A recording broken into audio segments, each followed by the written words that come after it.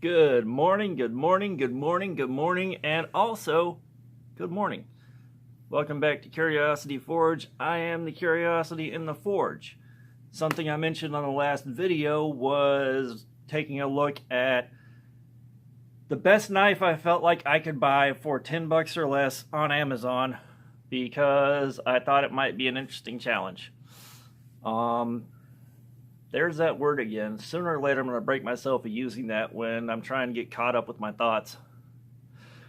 But I went through Amazon for the better part of 2.5, 3 days and looked at every possible option. And I went looking for something that was a brand that I know and at least have some faith in. There's that word again. Something that was reasonably sized, nothing like a little keychain knife, and hopefully decent blade steel. And I think I did okay. I steered away from things like Tac Force, M-Tech, Smith & Wesson, a bunch of completely unknown brands that are what I would charitably call gas station grade. Gas station grade knives are exactly what you think they are. The ones they sell at the gas station at a 100% markup that are absolute garbage and fall apart on first contact with anything more substantial than a piece of paper or styrofoam. So those were all right off the list, which made the search a lot harder.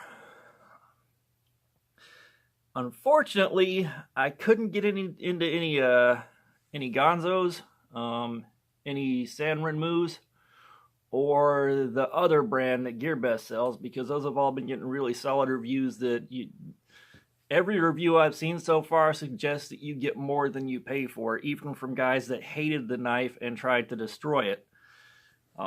They immediately broke the lock trying to baton it through a chunk of wood, but the insane destructive testing they did and it barely damaged the blade is spectacular for a knife that cheap. But to cut to the chase, what I ended up with was the Gerber Ripstop 1. And this was, I believe, $7.72 on Amazon. And the way it looked caught my eye first after I saw the price. And I bookmarked that because I wanted to make sure I didn't have any other good options. And I ended up ordering this one. And I really like this knife. And I will read you the card on the back. Blade length 2.3 inches. Closed length 3.45 inches. Overall length 5.75 inches. Weight 2 ounces. High carbon stainless steel blade, which probably means 440. And a stainless steel handle. And I also went on and read some reviews because I couldn't find any information on what the blade steel was. Usually when that's the case, you've got 440 stainless, which isn't a bad blade steel. It's not the best, but it's not bad. And all the reviews I could find said this thing will take tons and tons and tons of abuse, but the blade steel isn't the best for edge retention. It's going to be a lot, and I have to assume with this being Gerber, I can trust the heat treatment is as good as it can be for a production knife. We're not going to get the really shady, sketchy heat treatment that leaves a bunch of weird soft spots or anything like that. I'm putting some faith in their quality control. But, like I said when I started this off, the looks are what drew me in first, and this thing looks spectacular. The size, this is definitely for someone with smaller hands than mine because you can't see it now. And that makes it very difficult for me to open it one-handed. It takes a little bit of work, but it can be done. The frame lock right here, it's got this nice large tab sticking out right here that you press on, which makes the frame lock actually very nice. You don't have to dig in there and fight to get a grip on jimping or anything like that. It's right there. It's easy to use. And so far, when I've had my hand closed on it, I haven't accidentally pressed it. But I can get this open. For me, this is a 3-finger knife. You see here, I'm holding this and I am out of handle. I don't want to choke up to here because that puts me right on the blade, right at the plunge grind. And I don't want to be there. This is the only other place it naturally sits, but this is not a bad grip. Like, it's not going anywhere, and I don't have to put a lot of pressure on it. So this is definitely not a bad little design.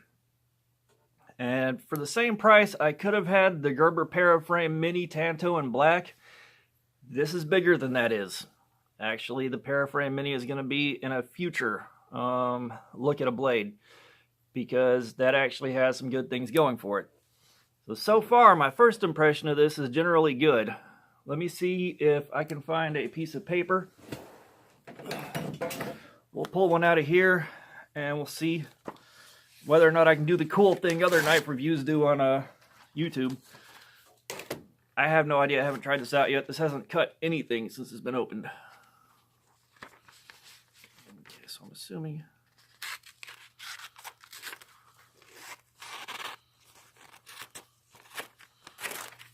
Okay, so it does do a fairly clean drag cut, but it doesn't do that push cut where you just push it straight down.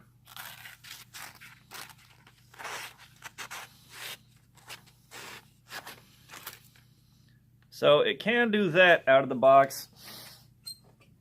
And that's one thing that I have seen with the reviews that I've checked out on blades like Gerber, Kershaw, a few other brands that are escaping me right now. Schrade, they don't come as sharp out of the box as some of the Chinese brands do, like again, Ganzo and Renmu, or European brands. They don't come out of the box as sharp.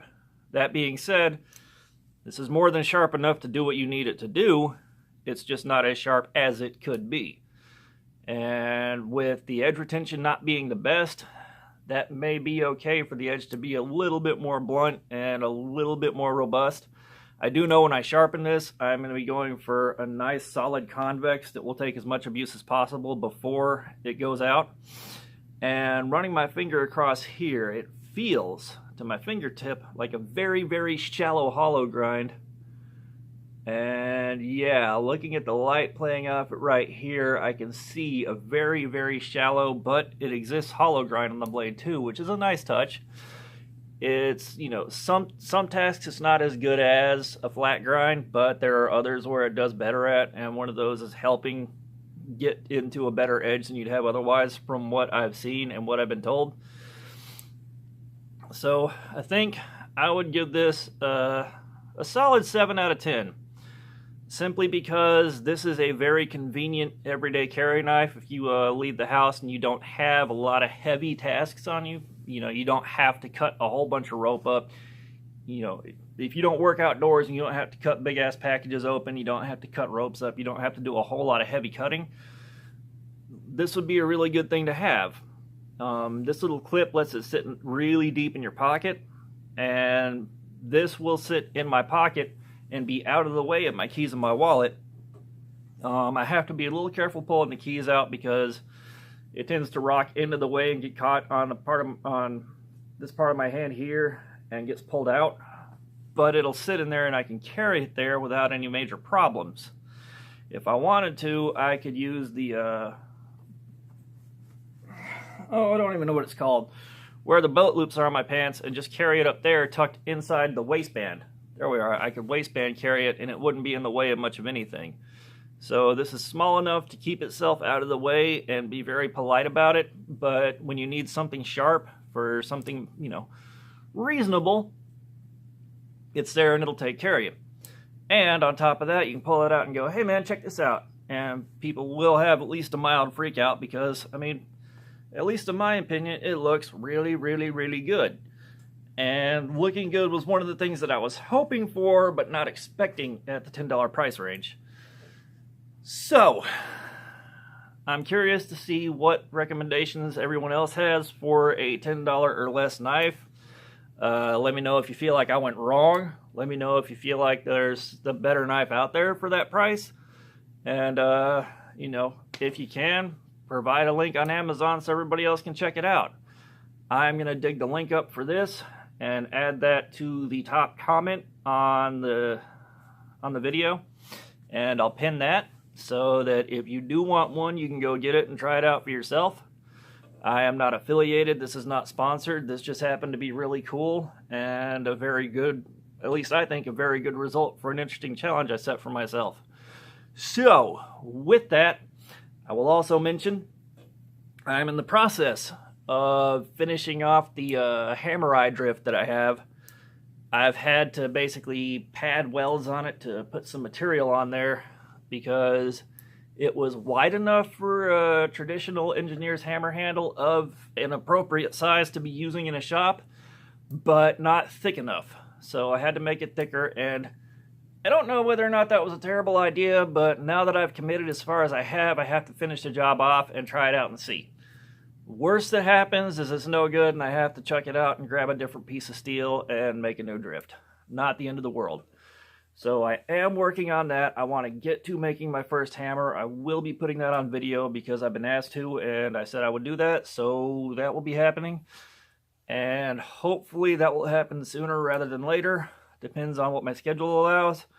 Although after next Wednesday, I will have a month off from school, which will free up a good bit of time so that I can do more stuff and be a bit more active with the videos before classes start up again next year. So with that, praise the forge and pass the borax. Y'all stay safe in y'all's shops. Have a good day. I am going to finish indulging in caffeine because I only just started and I am a bit of a zombie right now. Y'all have a great day. And I'll see you again hopefully soon. Later.